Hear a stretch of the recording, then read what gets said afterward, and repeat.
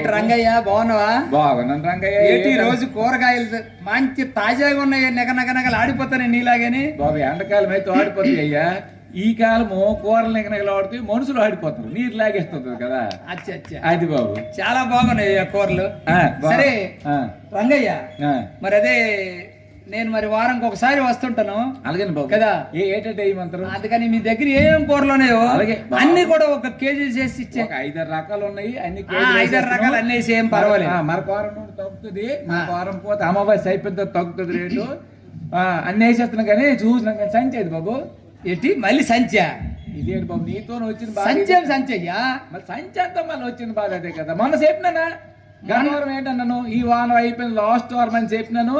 మళ్ళీ సంచి ఎక్కడ వస్తున్నా, మళ్ళీ సంచి అది తక్కేసేసినట్టు కాదయ్యా. చెప్పడం కాదయ్యా, ఆ కంపెనీ ప్లాస్టిక్ సంచులు తయారు చేస్తారు కదా, ఆ కంపెనీ ఆపించే కొట్టు మీద అమ్ముతారు, ఆడికి ఆపించే.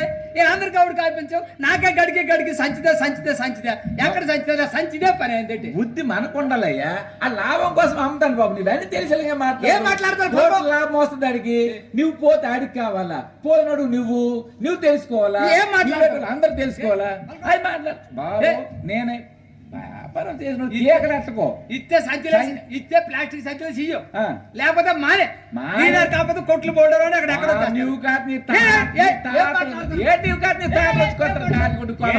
వంకాయలు కొట్టే ఒళ్ళు ఆసిపోద్ది మళ్ళీ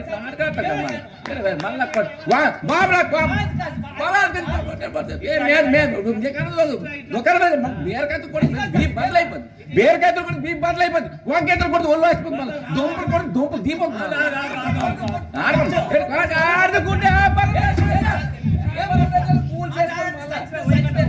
కావలసి మళ్ళీ వంకాయలు అడ్డపడి ఏ బాబు వ్యాపారం మానేసి మళ్ళా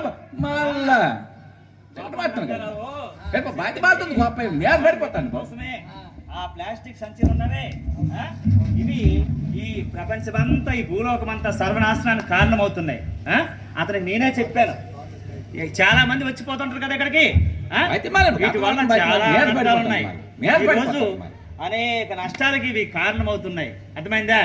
చూస్తున్నటువంటి మోగజీవులన్నీ కూడా కాయగూరలతో ఈ ముచ్చి సంచులు తిని ఆరోగ్యాన్ని పాడు చేసుకుంటున్నాయి. ఇవన్నీ మన మంచికే వైకుంటాం, కొంచెం శాంతితో అర్థం చేసుకో.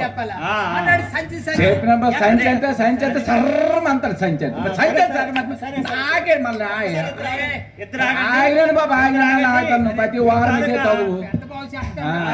33 బేరాలు ఆడుతుంది మళ్ళీ సాయంత్రం ఒక్కసారి ఆగండి.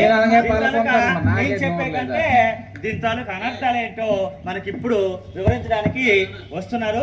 జాగ్రత్తగా ఒక్కసారి ఆ సన్నివేశాన్ని చూడండి, అప్పుడు మనం చేసింది మంచా చూడనటువంటి నీకు అర్థమవుతుంది, ఆయన చేసింది మంచా చెడనటువంటిది అర్థం చేసుకుంటాం. అందరం హ్యాపీగా